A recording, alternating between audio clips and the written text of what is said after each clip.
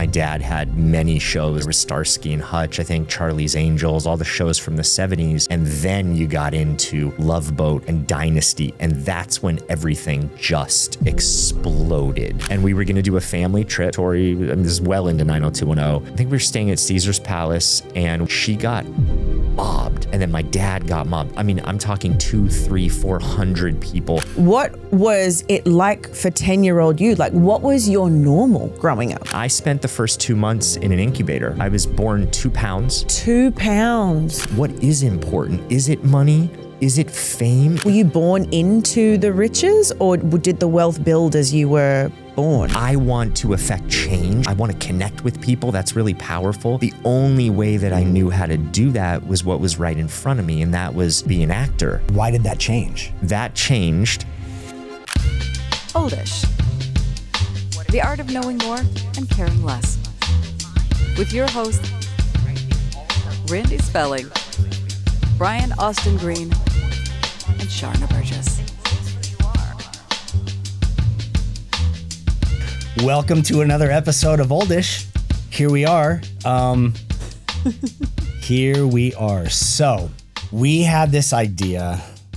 We posed a question to all of you that watch and listen to the show of what guests you would like to see and hear on our show. And I think the number one most requested was that we would interview each other. Mm-hmm. And I right away thought it's a great idea. I don't know how you guys felt about it, but I thought like, that'll be cool. Like if we really do it, like we really go for it, we ask some of the questions that we know people are wondering, and we jump in and we play it like we do with most of our guests, it could be really interesting to do. And we already did yours. Right. We did mine first. I was the guinea pig of it all. So that means that we have 2 left, right? 1 is done. So we had a plan for today. But then there became a bit of a like flag on the play as we were sort of sitting at home and talking about it. And I was trying to figure out where to go in talking to you. So Talking to me. Talking to you. Right. Yeah. So we have decided to make a few changes. So Randy Spelling, welcome to Oldish. What? This is yours, baby. What? Yeah. Oh yeah, you're in.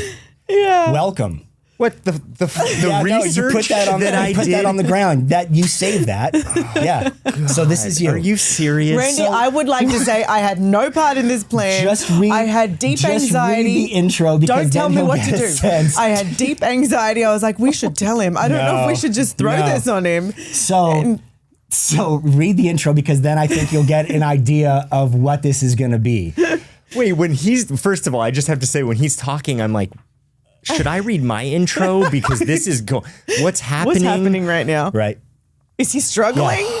So just to fill in any gaps for you guys, we were planning to interview me today. And Brian said to me last minute last night, he's like, listen, I just have this instinct feeling like we should land it on Randy by surprise tomorrow because he's so prepared for everything and see how he goes. But you work with people all the time that have no idea what it is they're doing and they're kind of caught flat-footed, and so they don't have a chance to like pre-think what it is going on. So here we are.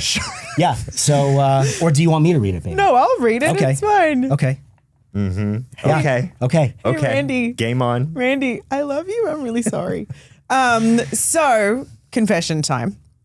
We've been dying to do this episode because when one of your good friends grows up in a mansion that has 123 rooms, which I didn't know about, and also has its own gift wrapping room or department, I would say. Department. Naturally, you have questions. Yeah, naturally you have questions.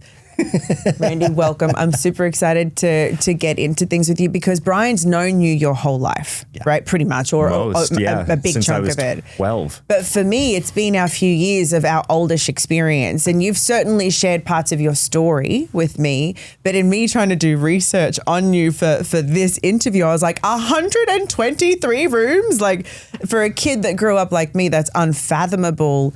What was it like for 10-year-old you? Like, what was your normal growing up?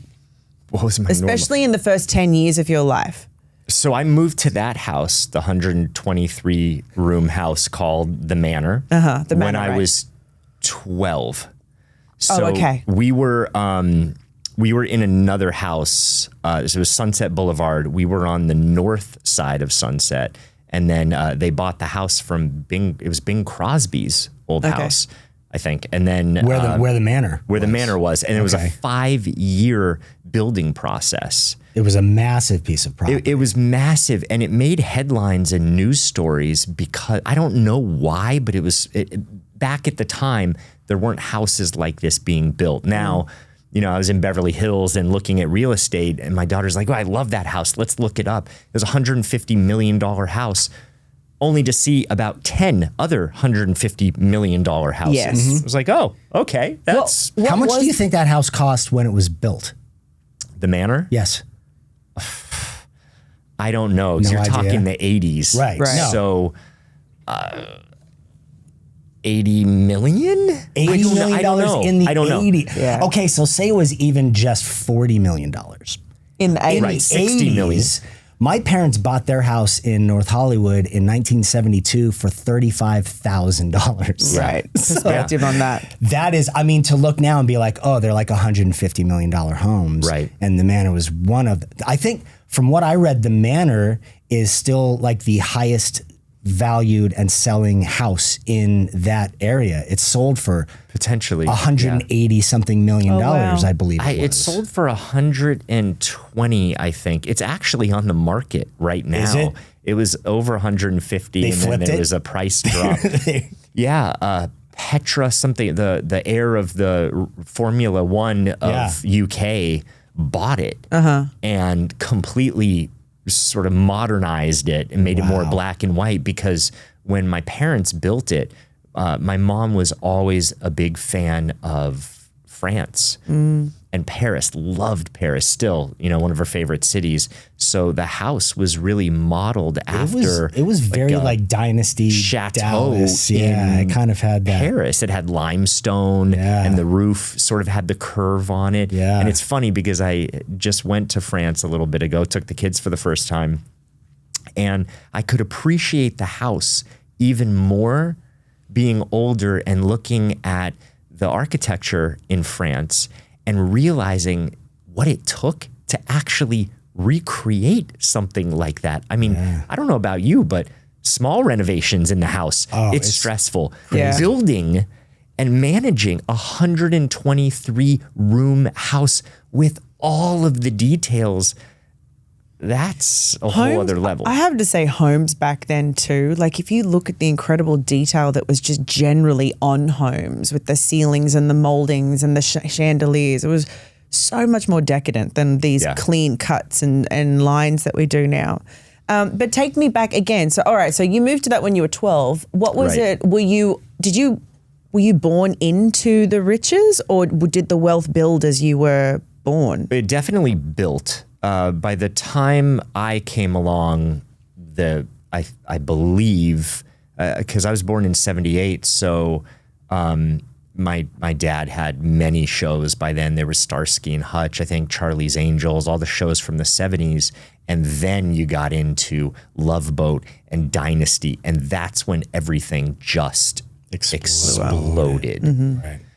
All those shows in syndication. I mean, he had at one point, I think, 7 shows on the air at one time. That sounds like a lot now. Back during the time when there were 3 networks. Right. Yeah. There were 3, 4 networks, no cable. Yeah. Amazing.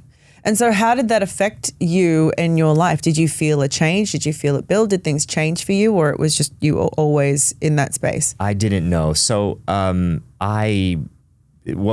asked what was normal for me. what was normal for me was my family because that's what I knew. Right. So, I have these memories of being in the crib and being in my room, and like that was normal. I remember really wanting to be around people more. And I think, the house was not the Manor. It wasn't 123 rooms, but it was still a big house. Yeah. And I spent the first 2 months in an incubator. I was born 2 pounds back in 78. I had like 2 pounds. 2 pounds, 14 ounces. How premature 10%. were you? I was 2.5 months premature. So my lungs were barely developed.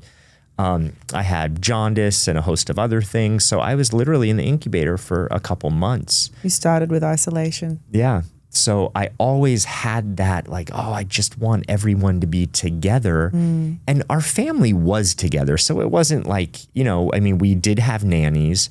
I was around people, but there was this real yearning of having the family in the same room together. And I've shared this with you too, maybe off air. I would pray for blackouts because we would light candles and maybe order pizza and all be in one room. And there was just something fun and exciting. I loved holidays. One of my favorite You memories. guys always did holidays massive. We always did holidays. One of my favorite memories to this day, why I love fireplaces, is because I came home from school. It was Christmas break. I had a See's Sucker butterscotch, The best. sucking on it. Yeah. And it was a half day of school, and my dad had come home from work early. We were in the office area, and there was this old brick sort of converted gas fireplace, and there was a record of Nat King Cole. And I remember my dad with his pipe, and everyone was talking and making plans for Christmas Eve, and the Christmas music was on, and it was slightly colder in LA, and I was like, it was just that one snapshot moment in time that I always have tried to recreate. Yeah. Connection. Family. When was the first time that you realized that what was normal to you wasn't normal? That what you guys had was absolutely special? That was through my peers. Okay. So it started when my parents would come in a limousine and my friends would talk about the limousine.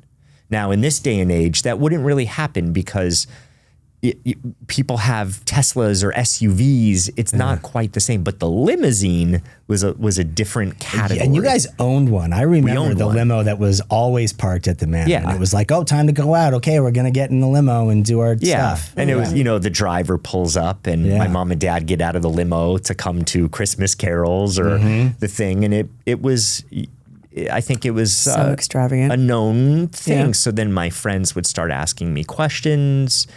And that's when I thought, oh, this isn't just like everybody else. And that started me really wanting to fit in, realizing, oh, I have to maybe work against this to fit in so I could be accepted because I don't want to stand out. Oh, interesting. So it didn't become necessarily a part of your identity that you owned it. You were like, yes, I have all these things. No, I think we both tried to sometimes play against it because it's uncomfortable. I noticed that with your right? sister. When the first time I met her when we were doing the pilot, I was shocked because I think it was Shannon who was like, oh, have you met Tori yet, Aaron's daughter? And I was like, no. And then I met her and it was like, I would never in a million years expect that this girl that I just met is the daughter of my boss on this thing. It was crazy. Right. Now, did you feel, because I know you kind of went the one way and you guys wanted to sort of fly under the radar a little bit, but did you at the same time though feel pressure because of who your dad was and what you guys did of having to live up to a certain thing and be a certain way when you were out?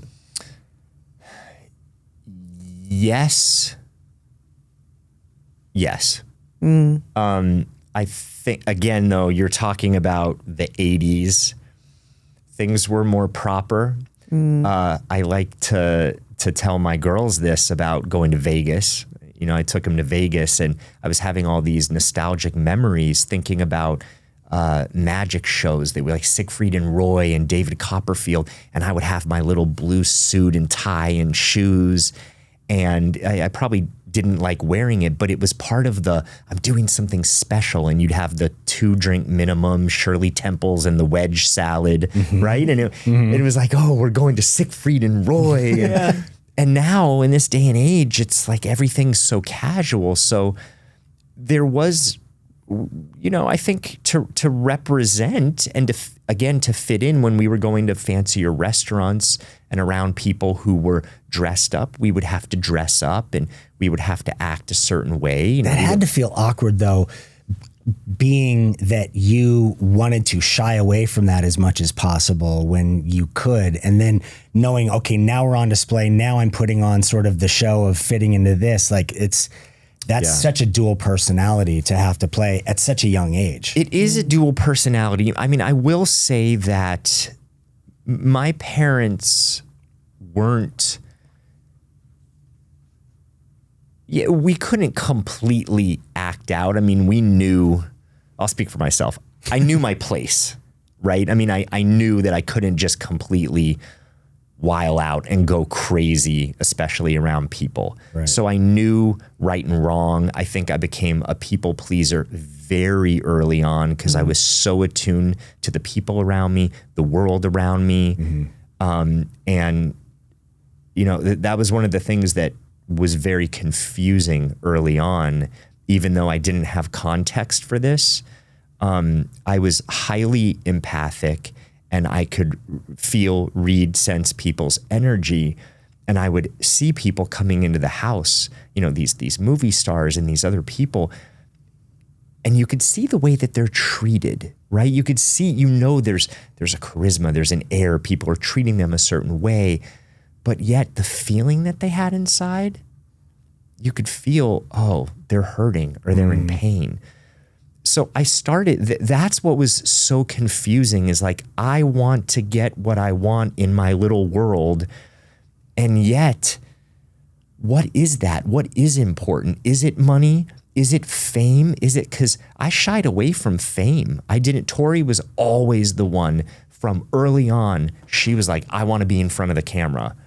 People would ask me and come up to me at rap parties and pinch my cheeks and be like, oh, you're so cute. Are you going to be an actor? And I was like, nope, not going to be an actor. You never wanted I remember it. when we were starting the show and you would come around, you just were the farthest thing from somebody that was interested at all in what we were doing. Like you just wanted to hang out and play and do stuff. Like you just showed no interest at all in things. Yeah, I did not want the attention. Why did that change? That changed when I think I was 15 and my parents were actually pretty strict when I got sick. They're like, okay, you can't go out and do a bunch of stuff. You're sick. Right. And I think because maybe I was premature and whatnot, I spent a lot of time as a kid sick. I got sick like 4 or 5 times a year. It was always on antibiotics. I got pretty sick a couple times with pneumonia. And so there was just sort of this ethos that if you're sick, you need to lay low. And it was spring break. I had a week off and I got sick. I'm thinking, great, I can't go out and I can't do much. What am I going to do? And I had this little video camera and my friends and I got into making little funny videos to rap music and whatever. And I thought, I'm going to write something. I'm going to write a script. And I sat one night and I got so into it. I wrote for 5 hours and I wrote this script and it was this character where, teen angst. I was upset dealing with things that, I was Big upset things. about. So I start to smoke a cigarette and, I become a little bit of the bad boy. And actually in filming this, I mean, it was such a ridiculous home movie, but in filming it, I thought, wait, this is really fun. And we'll get to this later, but I think I very much gravitated to escapism for self-preservation and a coping mechanism. I didn't know that this was escapism or coping. I was like, ooh, I could play someone else and do something else and act out in that way where I maybe can't act out in this way. And that's fun. So that was on the heels of usually every summer when we were kids, we went to Las Vegas, as I mentioned, and we were going to do a family trip. Tori, this is well into 90210. It exploded, and we all took a family trip, and Tori, who didn't live in the house anymore, came along. And I think we were staying at Caesar's Palace, and we were walking in the Forum Shops. She got mobbed. And then my dad got mobbed. I mean, I'm talking 200, 300, 400 people. Wow. Security was coming. And I stood back and I watched people who otherwise would never have stopped to talk or connect, give my dad a hug, say hi to my sister. And when they left, I got to hear the conversations and see them. And what I didn't realize then, but now I know, I thought, that's powerful. There's a way that you could impact someone just by saying hi to them or because they had fame, because they were recognizable. So to me, so you recognized more the crazy soapbox of it, that you were able to stay. You had a platform if you were an actor. That was it. I was like, I want to affect change. I want to connect with people. That's really powerful. The only way that I knew how to do that was what was right in front of me, and that was be an actor. So I literally said to my parent, I thought about this for a day, and I was scared actually to tell my parents. I don't know why I was nervous. Maybe because I never wanted to do this and it was Tori's thing. But I remember Tori wasn't there at dinner, and I remember I worked up the courage and I said, I think I want to go into acting. And all I remember was my dad saying, okay, we'll get you in classes and start you. He must have been thrilled to hear that. Maybe.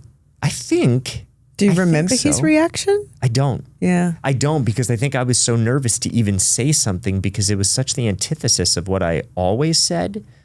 But he did. He said, great, I'll get you into acting lessons with Catherine Daly. And I started, and that became my first vehicle of like, okay, here's what I'm doing and I'm really into it. Which I later realized wasn't necessarily my thing. I still actually love acting. I love the creative process. I think I'd actually be a much better actor now because of the depth and life experience. But I tried to pin what I wanted and how to connect with people on acting. And to bring this back to what you said about, owning all the wealth and the whatever, what really started to make me insecure, and when I knew, I stand out, I'm looked at differently than other people, was when I started acting. And yes, I was the producer's son. I was hyper aware of that, just like Tori. I was always on time. I always knew my lines. It was a thing for me. I always was prepared, which is probably why I'm prepared, for the show. And it's killing you that is just sitting on the table right now. You did all that work last night. Throw it away. No, save it, because Sharna's is coming soon. I have a whole different surprise for her. I'll tell you all about it. Okay, Can't wait. Me and Brian and his hijinks. I know. Listen. But the one thing I will say about this, so I was always aware that the nepotism thing, because Tori got it so hard, and she warned me. She said, Ryan, just be careful because they came after me. Interestingly, there were a couple of news stories and articles about me, but for some reason I slid under the radar. I didn't get as hard of a time about it as we had this conversation with Tori when she was in here. Like, I genuinely believe it's because of the size of 90210. Yes. That she just got, and she was one of the first real Nepo babies at that point. Like, I remember it was one of the first times where people were making the connection of like, oh, dad does this and now she's working. And that, and I think you slid under the radar a bit more because you were on shows that people were watching, but it wasn't at the same, they weren't at the same level of 902, this crazy juggernaut that we were on. And people had already done so much of the talking with her. It's like, what, are we going to just continue the same conversation? Exactly. I think it just wasn't a story after a while. Yeah. She sort of broke the wind for me. Yeah. So the casting director, I remember going on an audition for Warner Brothers. Okay. for a movie. And it was weird. I was so nervous. My heart started beating out of my chest. I was like, why am I so nervous? I don't understand why. And after I did the audition, they said, that was pretty good. That was actually pretty good.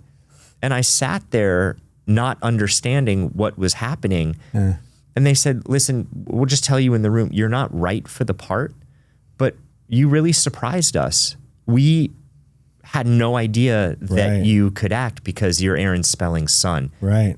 That to me was a stamp that I've had to go back and work on in terms of nerves and people judging me and viewing me, because up until then, it wasn't extreme. And that one experience solidified for me, oh my gosh, everyone's judging me for this. They're watching for every mistake. God. Yeah, like when I came on the set of 90210, I then became terrified because Sorry, I was trying to sneeze silently and I was like, I can't hold it. He knows what my sneezes are like. I Just tried let her go. so hard. Just let it go. And then, Sorry, you were on set of 90210. and I remember doing 90210 and not being nervous the first couple times. Then that happened and I went on 90210 and I had to take deep breaths because I felt like everybody was now judging me because of who I was. So much pressure. It was a lot. What's so interesting is being on the other side. Like I remember when you started working on it and literally nobody was judging you. Like everybody was because we had all known you for so long. You were the little kid that used to run around the set and all of a sudden you're old enough and you're working on the show and you're a character and you have lines and it was so fun for everybody of like, oh my God, I get to be in a scene with Randy. So it's that whole thing of like people assume the worst with everybody that's around them and that they're being judged and that they're being, they're like just everybody's looking at you through a magnifying glass and they're looking for every mistake you make. And that couldn't have been further from the truth on that set. Right. Randy, were you close with your dad? I was. You were? I was close with him. Was there any part of you that wanted, because you were so craving connection, more closeness with him? So this, being a part of his shows and acting, did you ever hope that was going to bring you even more connection with him? He was super busy. So did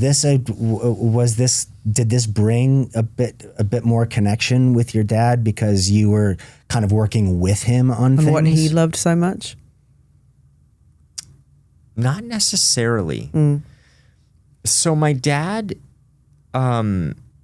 interestingly enough, yes, I always wanted to spend more time with my parents and yearned for that, but they very much played different roles.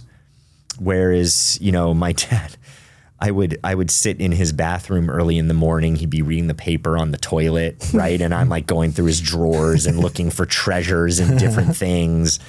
And so I got the time in with him where I could. He was a super sweet guy. I didn't do it though because I wanted to please him, and I didn't do it because I thought it would bring us closer, but it did give us similar language. Especially because when I started to get to about 17 or 18, this is when my whole sort of awakening spiritual journey started. And I remember sitting outside at the house reading one of these. At the Manor. At the Manor. Okay. It was a beautiful day, and reading one of these, sort of spiritual self-help books. That I think I was reading the book Many Lives, Many Masters by Brian L. Weiss. At 17? At 17. Wow. Yep. And I remember waiting for my dad to come home and having this really long talk with him. I remember I pushed myself up on the counter and he was coming in and I said, I had some thoughts today. And he said, what, babe, what's going on? And I said, you have a wine cellar downstairs with chairs in it. He said, yeah. And I said, have you ever used it? Have you ever sat there and had a glass of wine? And he was like, not really. And I said, I was laying outside reading a book today, laying on the lounge chair, just appreciating everything that we have. Are you taking time to appreciate this? And I was sort of like trying to get into the psychology with him. And it wasn't really registering. And so, you know, being a teenager and also becoming an adult and a man and starting to see the world differently, I started then to look at all of this stuff and everything that has been amassed and built, and wow, so incredibly appreciative for it.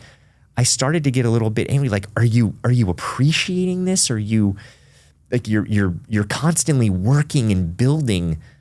Where's the enjoyment of it? Right. At what point do you enjoy all of these things that you have? Do you see what you have? Wow. Yeah. So we had the one language, though. We'd come back, he'd talk about 90210, or he'd talk about another show. So we sort of had that to Did you guys like watch dailies or anything together, or yeah? Yeah, when I was little, I used to be in the office. I loved going to the office. Yeah. And I'd sit on that huge, long, 90-foot couch. I auditioned in there with Ian, with Doug, and so I remember that. Did you say how long was this? There couch? was the pinball machine, and then he had a couch that wrapped around the room. So it was wow. like, so you'd go into audition, and that couch would be full of people, and you'd be in the middle of the room, and it was terrifying. Terrifying. I remember I walk didn't into know this at all Aaron who your Spelling's- dad was at the point when I auditioned for the show. I had no idea.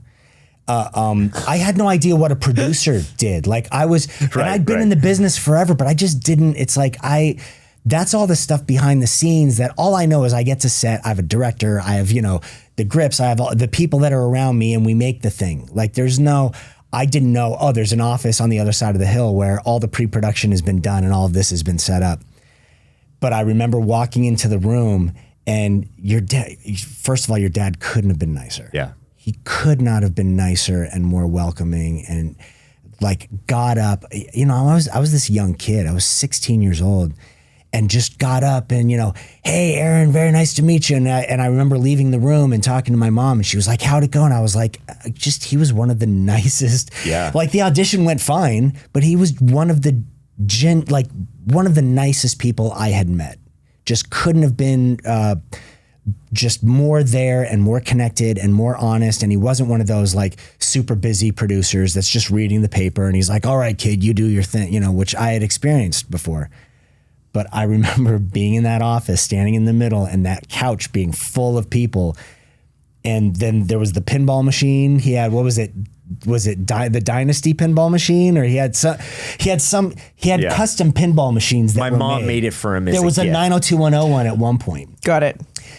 And I remember sitting in there, and it really struck me of like, this guy, like this is a major fucking player that I'm auditioning for. Yeah, I mean, it now.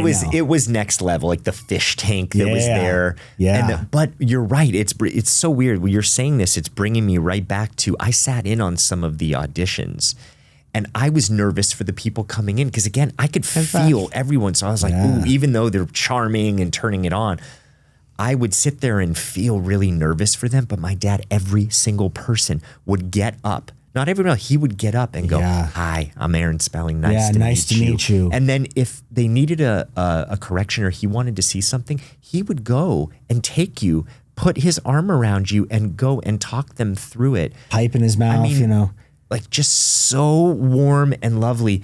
But that couch was literally 75 feet long. I mean, it was and then filled massive. with people. Yeah. So Tell me more about this manor before we move on to the other things, because it sounds Okay. unbelievable. Literally, there's no other word look, for it it. was a kid's Was there a dream. bowling alley in the There was backyard? not in the backyard. no. It was in the basement level. There was Got like a crazy backyard with like enough grass that it was damn near a full-size soccer field. I remember seeing the grass and going, oh my God, that is a massive. It was lawn. massive. What was the most ludicrous room in the house?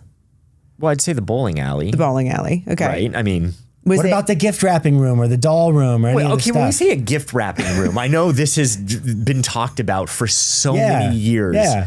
My mom, just to put this into context, was behind gifting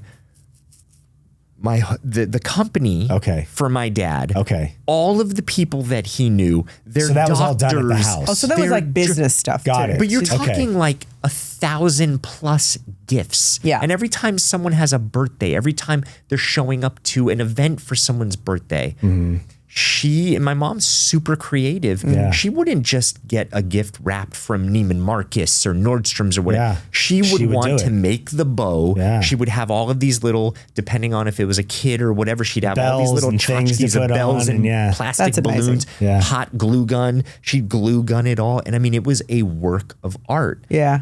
So the bowling alley then. Final answer. the bowling alley, which was final answer. awesome. by Wait, the there was a way. doll room?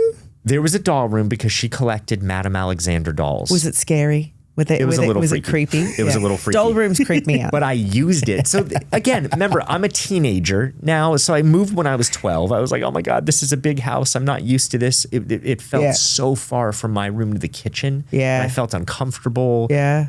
But quickly I became pretty comfortable. Then I was like, oh, this Right. is Did really the manor fun. ever feel like a haunted house kind of thing? No. For as big as it was? No. It felt very warm. Oh, wow. 123 rooms and it was full and warm. That means there's a lot of love. There was a lot A of lot love. of love. Yeah. I mean, and we had good times, good memories. Like, again, I go back to the holidays, right? Christmas, where everyone would come in. So it became home. It was all Even though really it was amazing people that big. worked there too. Like it was a definite sign of how good your dad and your mom were, that everybody that was there, I remember, were just incredibly special people. Yeah, They loved being there. a lot of the staff members were my friends. Yeah. Yeah. Well, how many people work there in a house that big? Like, what is the staff? Oof. Okay, so there was security, Uh-huh. and there would be usually 1 to 2 people on at all times. So, 4 security guards in a 24-hour period. We would go on and off of having a chef. So there'd be a chef, and then there would be, to keep up with a house that big, there would be a handful of For housekeepers. sure. Yeah. All day, 8 hours a day. At one point there was a butler. At one point there were 2 butlers, and they were literally like my best friends. Yeah. We would shoot pool together. They would sneak off and we would play Nintendo. And I remember this baseball game. The one, his name was Brian. He would come and we would play the RBI Nintendo, and I was always better than him, and he would get so angry that he would bite his tongue and throw the thing, and I loved it. So again, I'm a teenager, so Yeah. I would order, food and like stuff wasabi and the thing. We always played games and fun things. So that was sort of like my extended family. Was there one room that you were not allowed to go in? Was there anywhere that was a no-go for you in the house? No, however, I would say like the formal living room had a silk. With the 3 Christmas trees and like that big one that was So when you walked in the front door and you had the staircase, right, on You go both to the sides, straight ahead. straight ahead. That was sort of like the entertaining formal living room, not with the one with the big Christmas tree. Okay. But How many living rooms did you have? well, there was one main living room, and I guess the other one with the Christmas tree was the family room. Got it. Like family room, like hotel lobby family Got room. it. Like mass. I remember was- massive. Yeah. The scale of these rooms were Crazy. massive. Yeah. I mean, the formal living room that I'm talking about is probably half the size of my house. Wow. now, Wow. Yeah. easily. But again, it didn't feel. I don't know how to describe it though. When you're in it, it doesn't feel. It didn't feel as- empty. It never and felt extravagant. It never felt stale when I was over there. Did it feel Feel extravagant? extravagant. Did you know it was? Yeah. Yeah. Yeah. I mean, based off of people's reactions, You just know it right? is. My friends would come over and be like, "Damn." Yeah. Yeah. So I would see that and be like, "Oh, okay." Or my friend and I would do a double date and we would invite a couple girls over, and I mean, you could just see, right, the look on everyone's face, like, "Oh my God." When you're leaving like your friends' names at the gate for security. Yeah, I had to let do them that. in and all this. Like it's a different. Yeah. Of probably- your house, not your community. Right, it's a of your different life. house. Right. I mean, yeah. probably intimidating when you're going to visit a boy, Yeah, and yeah. you and your friend come over, and the gates open, and security comes out, and then they let you out to be dropped off, and then you can, like, That's weird. Yeah. Right? Yeah. No, it's weird. Yeah. It's a It's whole intimidating. Yeah. Okay, moving on From the house. Moving on from the house. Well, Okay. we might go back to the house. I don't know. We'll see. You never know because But there's so moving on. much to Well, talk I about. want to with know it. what is most fascinating about the house. Is it the scale? Was it the stuff in the house? To me, it is just, it's so far from the normal that I experienced as a kid. Like I remember when I would go over and it's like seeing the Eiffel Tower. Like it's like seeing the pyramids. Like it was just it was jaw-droppingly immaculate and incredible. And it was nothing I had ever experienced in life before. I'd never gone to someone's house and had that feeling, and had the security that let you in the gate. And like, I'd never experienced any of that. And wandered down into the bowling alley with your sister. I talked about this before. Yeah. And she didn't even know what half the rooms in the house were. I was like, have you been to? She was like, no. It's like, you've never been in the rooms that are in this house? Like I would have explored all of them. So I think there's a fascination for people with that. It's so far outside the realm of what you perceive as normal. But I know it's all relative. But this is a good question, though. This is a good topic because my question is there a perception, though, that having that somehow is like, it must have been so amazing as a child or a teenager, or like that is the life. Like, what is the idea behind that? Maybe for some. For me, I find it, because I'm a creature that wants closeness and connection and all those things, I find it daunting. Like, how do you fill all those rooms and what's in them? And my question is like, did it feel cold? Did it, I've grown up in modest sized homes, smaller when I was younger, but they were always filled with energy. But it was something that is so big, it feels like walking into a hotel. So that's why I'm like, how do you fill it with your family of 4 people? Right. And so that's why I find it fascinating. And then I wonder, like, how does that affect you in your life as a kid, knowing that it's so different to what other people have? When you're dating, do you tell people who you are? Do you worry that a girl is going to date you for your name and your house at that age instead of who you are? Right. I would worry about all of those things. Yeah. But we can get to that. Okay. We can get to that. I wanna move into if you don't mind, like talking about when your dad passed, and it's been known, I think it's been said, that all the money was left to your mum, and that none of it was shared with you and Tori as of yet, let's say. Well, not none. Okay, none. Right, because it was $800,000 in stock. Okay. I mean, that in stock, that's normally, like, it's not just sitting in a bank, but it was $800,000 that we both received. Got you. Okay, each. Yes. But how much was there that was left? I don't know. You don't know? I don't know. How do you process that? Did you expect that? Did you know it was coming? How did you handle it? I was at a time in my life I was deep in my addiction at that point, and there was so much going on. Like, I was shooting a reality show at the time, which again was the antithesis of who I was, what I wanted to do. It didn't feel authentic to me, even though we're making this show, and I'm literally like deep in my addiction, like off the rails. My dad already had dementia and was declining, but right when the show started, he really started rapidly declining and then passed away while I was filming the show. So I'm battling addiction. I'm shooting this show that I don't even want to be doing, and there's a camera on me all the time, camera in the rooms. Wow. So I'm like trying to hide stuff and do stuff, and then worried about what's going to make it on camera, what can I share, what can I not share, And then, because our family's public, I'm also holding that. How's this going to affect, my mom, my sister, the family? So I couldn't hold it all. And when he passed, I was in pain of losing him. And then there was unfortunately a lot of drama around. There's a lot of family drama around when he passed.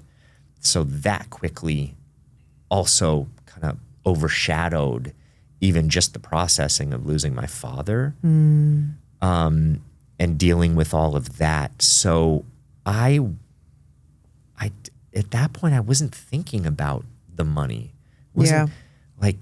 And also I was 26 years old. So it wasn't like, oh my gosh, this is going to change my life, or this is going to money-wise. It was just like, okay, here's what I'm dealing with. And then when I found out that it was that much, the only thing I thought was, and I didn't want to have to make that call and say, Mom, could you help me out? I don't have anything. Like, I just didn't want to go there. I always wanted to be self-sufficient. That was important to me. Then I was like, oh no, I don't want to wind up with nothing. I want all completely safe as much as possible. So that then started my holding of I don't have. You mentioned that you wish there were things that you could have said back in the time of his passing. What are some of those things?